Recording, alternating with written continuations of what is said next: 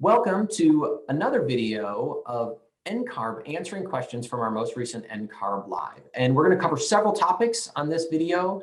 These questions really revolve around the area of online proctoring and questions about scheduling an exam. So let's just kick it off. I'll start with the first question, talking about the transition from ARE 5.0 to really not a transition to still ARE 5.0. So the first question is, why weren't we given the option to transition to the new format or keep the old format, like with the transition from ARE 4.0 to ARE 5.0? And as I just alluded to, ARE 5.0 is still going to be there. It's the same 6 divisions. It's the same content area. And so candidates that are preparing to test today, watching this video, or candidates that are going to test after the online proctoring option launches, you're really taking the same content. And so there really is no transition, there's no credit model. And so NCARB decided that it wasn't worth sort of doing this dual delivery and having different testing experiences for people in the test center versus people not in the test center. All right, our next question, very similar. Will NCARB offer any sort of compensation or incentive to candidates transitioning from the old to new format like they did with ARE 4.0 to ARE 5.0? So again, it's really not a transition like when we move from ARE 4.0 to ARE 5.0. Again, that content is the same, and we are really looking at just maintaining that consistency in both of the testing modalities, but with that same content as we introduce the online proctoring option. So no, there's no sort of compensation or incentive that's planned. We really hope that candidates will just continue to test either in a test center like they have been used to, or take advantage of the new online proctoring option.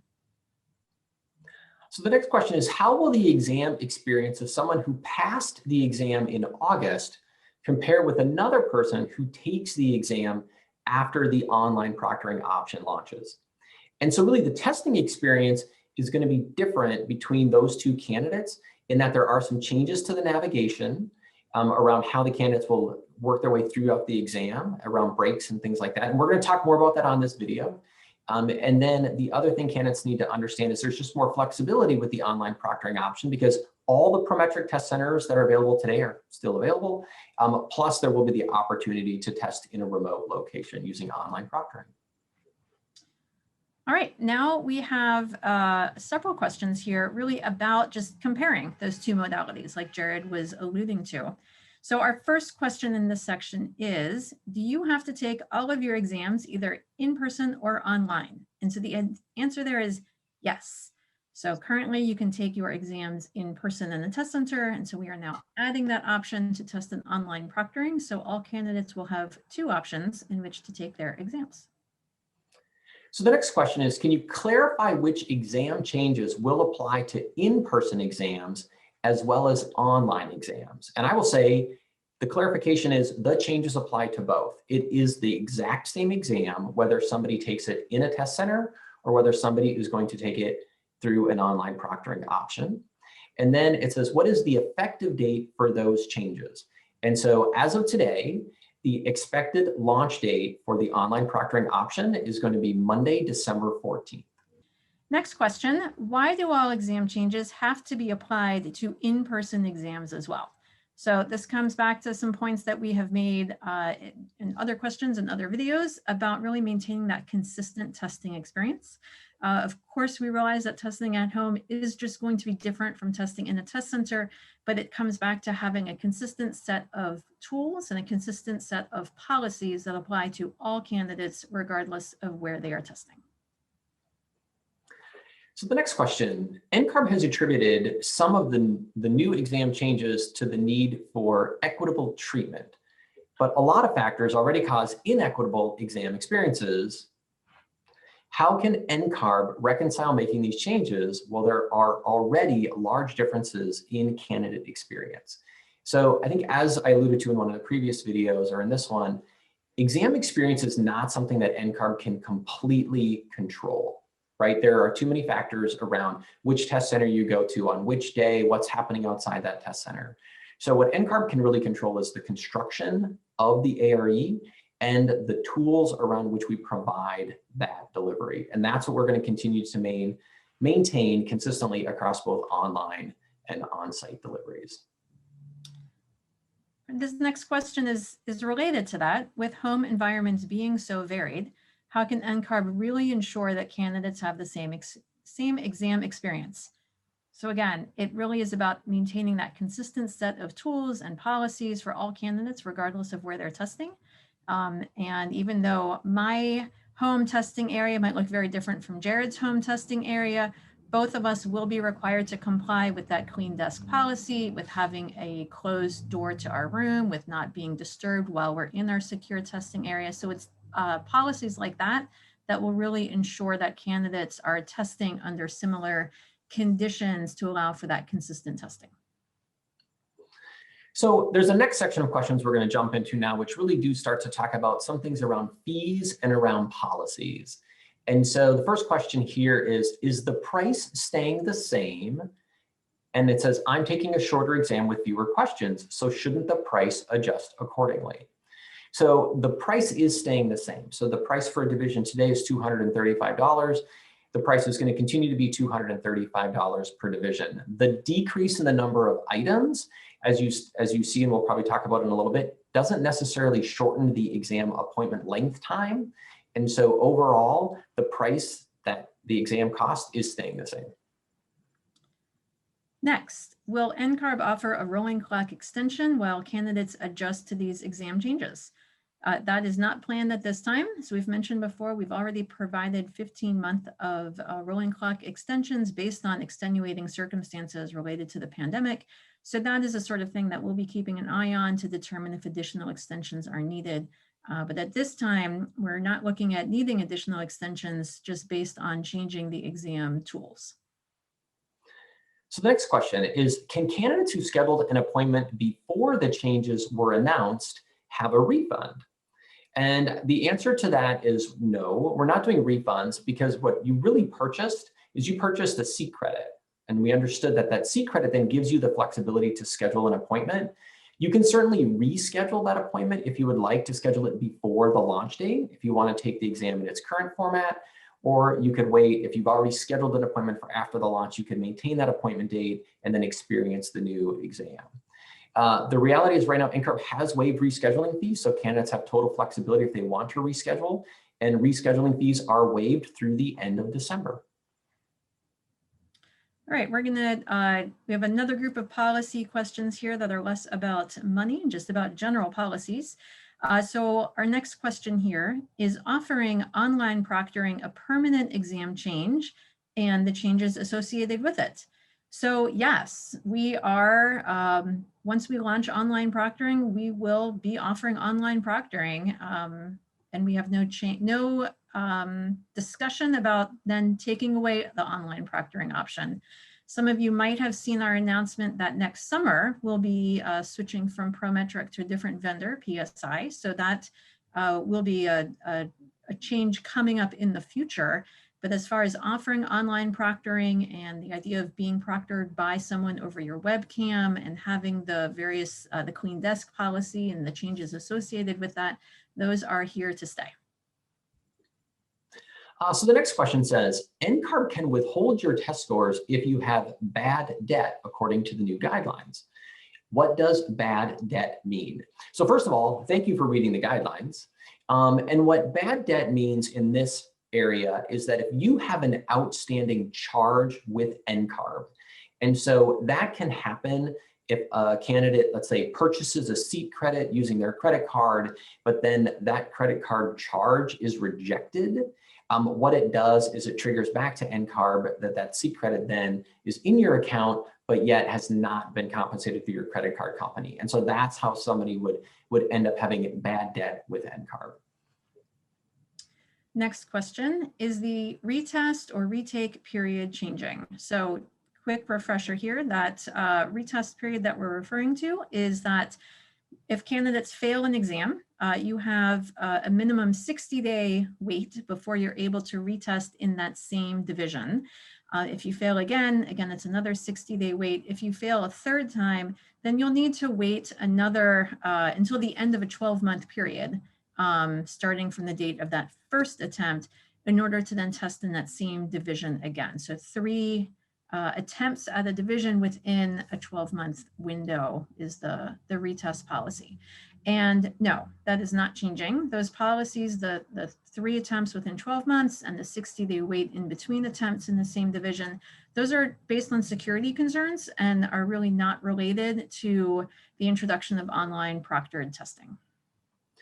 And then we have a final sort of joint question around policies here, and it is about, is the updated exam accepted by all US jurisdictions? And then a candidate who's very familiar with the state of Oregon noted that the Oregon Board of Architect Examiners was having a meeting in October to discuss the online proctored option. And what I can report is that, having been part of that meeting, that the Oregon Board is going to be certainly accepting ARE 5.0 with the online proctoring option, just like they accept ARE 5.0 as they do today.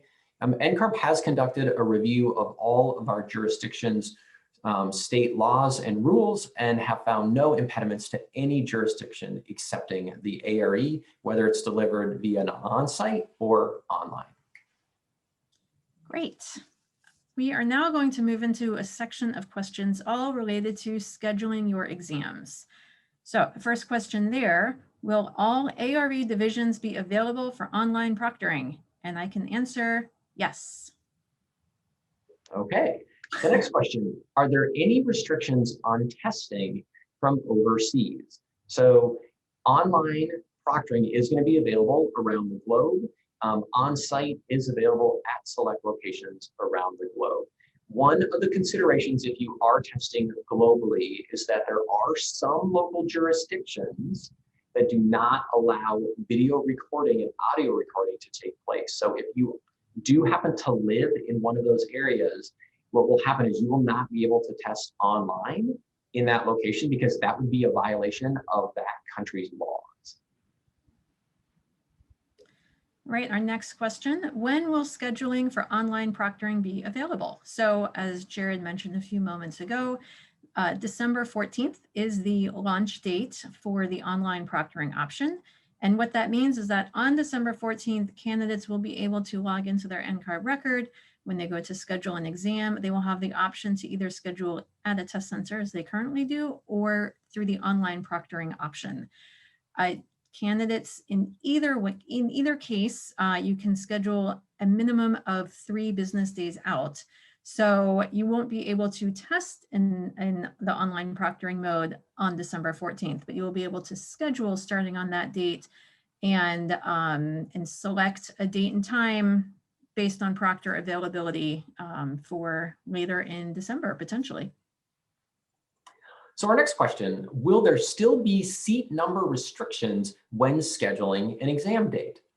So the reality is, if you're scheduling a on-site appointment, there's certainly still going to be a certain number of seat restrictions based on your local test center, right? That there's only so many seats at your local Prometric test center. When it comes to online proctoring, there are also some restrictions because you cannot just make an appointment.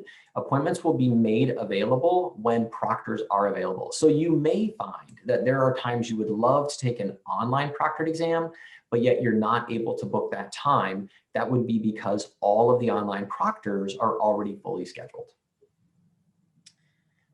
Next scheduling question is, can we take the online test any time of day? For instance, at night or on the weekends? So yes, absolutely. And that might be one of the great advantages of online proctoring for some candidates who maybe can't take time off of work during a normal workday, and those Saturday appointments can be really hard to get at their local test center. So with online proctoring, it is available 24 hours a day and every day of the year. So it really, as Jared mentioned, just depends on when proctors are available.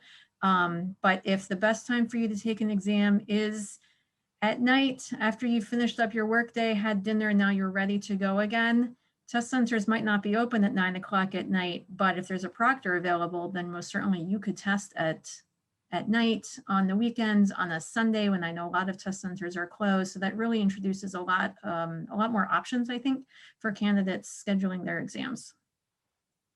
Okay, so we just answered a bunch of questions about scheduling. Now we have questions about rescheduling.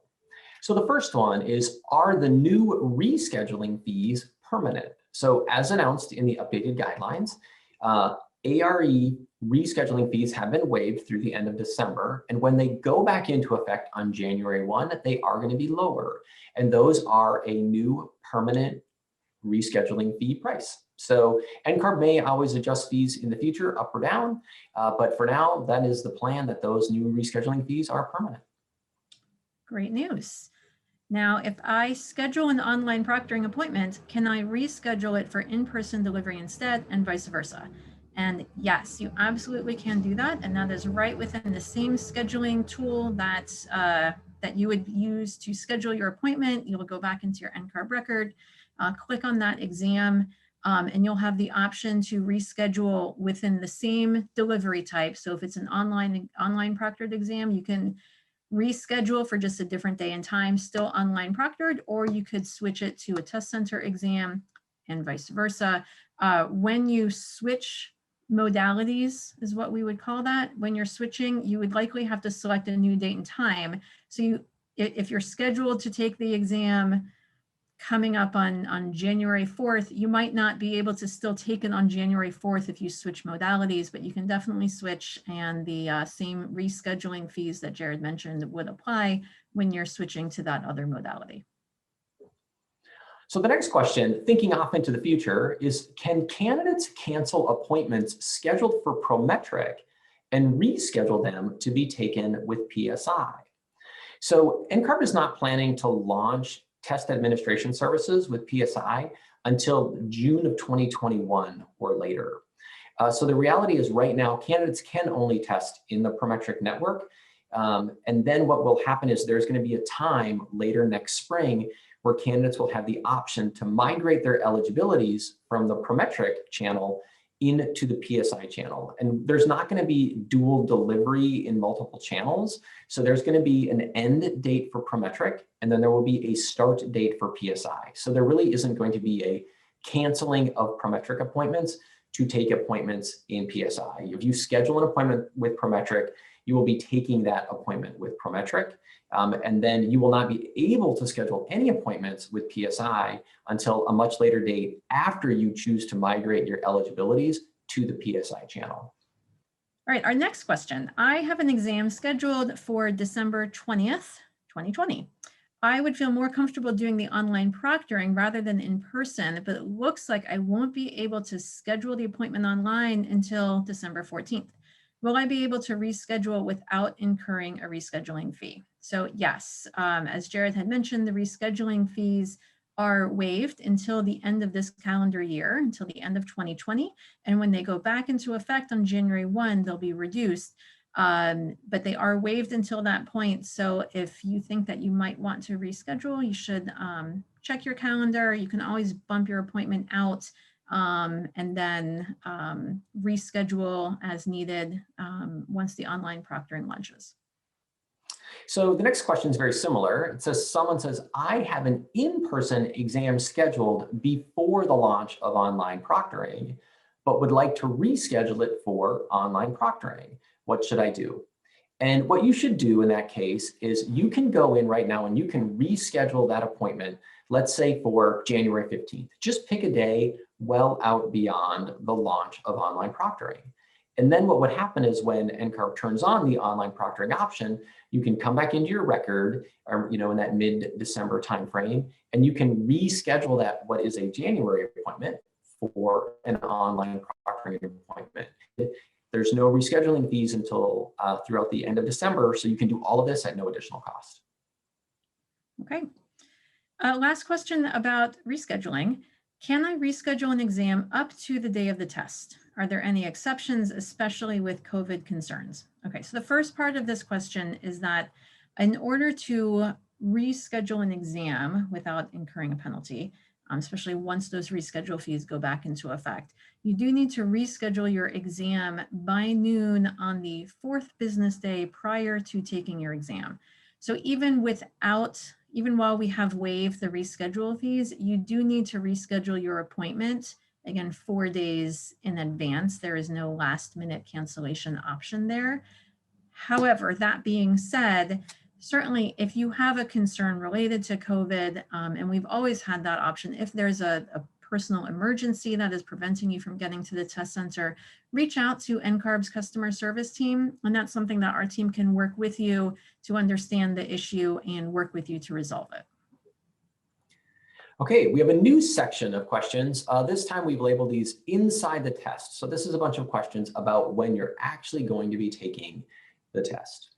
So the first question is, could you please explain more about the 3-option multiple choice items that are now included? What do we mean by 3-option multiple choice? What do you mean by now included? Is this the new multiple choice? So let's first of all talk about what a 3-option multiple choice is compared to today. So today on the ARE, all of the multiple choice questions have 4 options. So you're given a question, and then you've got 4 different options, and you pick the one option that is correct. So what we've done is we've gone in and we've evaluated a series of our existing 4-option multiple choice questions. We have determined that some of what we call the distractors, some of the incorrect answers, really have no value. Like their candidates are basically just wasting time reading them, but they never actually pick that distractor. So what we're doing is we're eliminating what we call a non-functioning distractor. So you will see some multiple choice questions in the future that ask you a question, and you'll only have 3 options to determine which one is the correct. You will still see some 4-option multiple choice questions. So expect to see both on the test. Don't worry if you see 3 options. Don't worry if you see 4 options. For both of them, it's still pick the one correct option. When will they be included? They're going to be included with the launch of the online proctoring option. And this is a new type of multiple choice for NCARB, but it's actually quite standard in the industry. There are many exams that use 3-option multiple choice as well as 4-option. Our next question, will code references be included for non-case study questions? And the answer there is yes. If a candidate needs some code information in order to answer the question, then that would definitely be provided. Might be provided within the STEM or within the question statement itself, or maybe provided as an exhibit to go alongside that question statement. Candidates are not expected to memorize sections of the code document. So if there's something that is necessary to apply to the question in order to come up with that correct answer, then definitely that would be provided to you within the context of the question. The next question is, will there still be structural questions? The answer is yes. As architects, we are guaranteed we have to know some aspects of structures that will still continue to be assessed within some of the divisions of the ARE. All right, our next question. Can you please explain the additional percentage breakdown listed in the new handbook concerning number of questions that will be asked per each category? So a few things here. We did just debut a new handbook to go with the online proctoring option. And that does have some added information. We've mentioned before that the content of the exam is staying the same when we add the new online proctoring option. So you might be thinking, why is there a new handbook? Well, we haven't changed the content that's within the handbook. We've just continued to add to it to make it just more useful to you. So with what we have always provided within the handbook is within each division, there's usually 4 or 5 different content areas. And so we've always provided to you a breakdown of about what percentage of the exam is covered by each content area. So you can understand, well, there's a lot more about codes in this particular division, and there's a little bit about another topic, but really the emphasis is on this first topic. We've continued, we've provided some additional breakdown in this new updated version of the handbook that says within these content areas, and those percentages haven't changed, but now within those content areas, we're going to provide you some more information about the objectives, right? So again, we've always provided in the past, each content area includes some objectives that really drill into specific topics within an overall topic area. Well, now we're letting you know within each of those objectives, again, what is the percentage that the exam is, the percentage of the exam that's going to be covered by each of those objectives. So you can start to understand relative importance of the various objectives within the content areas and the various, the relative importance of those content areas within the overall division. It's important to note that passing a division doesn't mean passing a certain number of content areas or passing a certain number of objectives. The questions are going to be asked in random order, and it's best to approach each question as if it's another chance to earn a point. So we really encourage you to just do your best in all of those objectives and all content areas. But we thought this would provide some added information for candidates to just get a better sense of how that material is going to be incorporated within their exam. So our next question about inside the test is, will I know which questions require calculations so I can leave those to the end? The answer is no, you will not know which questions require calculations. As Michelle had just noted, the questions are delivered in a random order to every candidate. So there's really no way to know which questions will require calculations and which will not. Next question. I read that there would be changes to the PDF viewer to make it easier to use. How specifically will it be different? Well, I hope the big thing that candidates notice is that it's going to be faster. We work routinely with our various testing partners, and software development and enhancements is one of those areas. And so along with other changes rolling out to support online proctoring, we have upgraded the PDF viewer. It will be faster. You will still be able to see bookmarks. You'll still be able to search for keywords. You'll still be able to see thumbnail versions of the different pages within a multi-page document. And it will be included in the demo exam, which will be launching in mid-November. So again, that opportunity to try out that and other tools prior to the online proctored version launching in December, you will be able to see the PDF viewer in the demo exam. And then our final question in this section is, will the material visuals, especially diagrams with detailed lines, be improved with the update? And as Michelle just mentioned, the update does include this new PDF viewer, and the vast majority of the images that candidates do experience on the ARE are PDFs. So we are hoping that they not only load faster, but there should be an improved level of quality in some of the images that are displayed. All right, we have one last section of questions for this video, and these all cover security. So our first security related question: with remote proctoring, is NCARB 100% confident with the security of the exams? So as we have previously discussed, we have a number of new policies that are rolling out related to the launch of online proctoring. And so those include the clean desk policy that we've spoken about. There's various requirements related to setting up your online proctored testing environment in your home or workplace.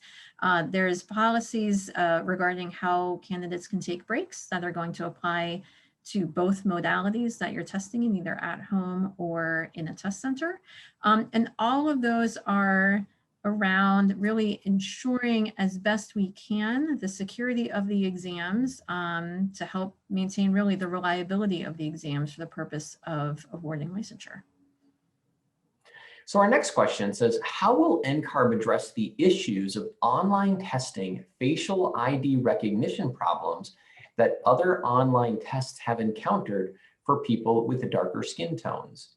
So NCARB actually looked into this and specifically is choosing an online proctoring solution that does not depend on facial recognition. I understand the problems that are out there with some of the, let's remove the human from the check-in procedure to make it faster and cheaper, and NCARB didn't choose that option.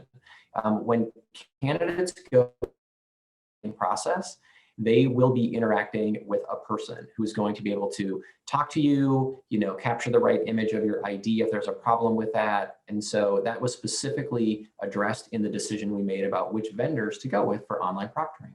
Our next question here: how many candidates does an online proctor oversee? So under normal testing conditions, that would be about 10 assigned to one proctor who would be viewing them all on a screen, but with being able to observe what each of those candidates is doing. If there is behavior that concerns a proctor, something that appears to need a little bit more attention, then that can be escalated to a one-on-one proctoring setup to be able to observe more carefully what might be happening with that candidate. So the next question is, can you speak on any privacy issues concerned with the proctor observing your exam? And I will say this is something that our candidates should truly think about, is if you do sign up to take an online proctored exam, throughout the entire exam experience, you're going to be both on video and live audio. And so if you're not comfortable with that, then I would not suggest that you actually sign up to take an online proctored exam. I do think there are some options or some things you can do as a candidate. You'll notice, you have a view right now into my home office, but it's very sterile. Pictures of my wife and my children are not up behind me. I would make choices like that personally if I were to take an online proctored exam. And again, from a test perspective, what I will say is the online proctor is not viewing your items as you're taking the exam. The online proctor is really watching you take the test. And so just be very aware of that fact. And if you do have concerns, then consider continuing to testing in the test center. Security seems to be a big point in these changes. Why is this coming up now and not previously? Has test security become such a big problem lately? And no, I wouldn't say that all of a sudden test security is a big issue, but I would say it's something that we monitor carefully. And certainly with the rollout of online proctoring, it did introduce some additional security concerns that we needed to address. So there were not specific issues at test centers that we said, oh my goodness, we need to make these changes. But again, considering the implementation of online proctoring and wanting to ensure a consistent testing experience for all of our candidates, and just staying up on best practices within the overall testing industry, now is the right time to be introducing some new security protocols. And our final security question for this video is, what will happen if someone gets caught cheating on the ARE? And the high-level overview of the process is that if somebody is found to have cheated on the ARE, whether they took notes into the test center or were trying to access notes while testing online, or whether somebody discloses content that they viewed on the test after the fact, what ends up happening is the candidate goes through a process where they're given the opportunity to defend themselves or their actions. They are reported to the Professional Conduct Committee at NCARB, which basically adjudicates that candidate's case. The candidate's jurisdictional licensing board is notified throughout this entire process. And then whatever findings are made are also reported back to the jurisdictional licensing board.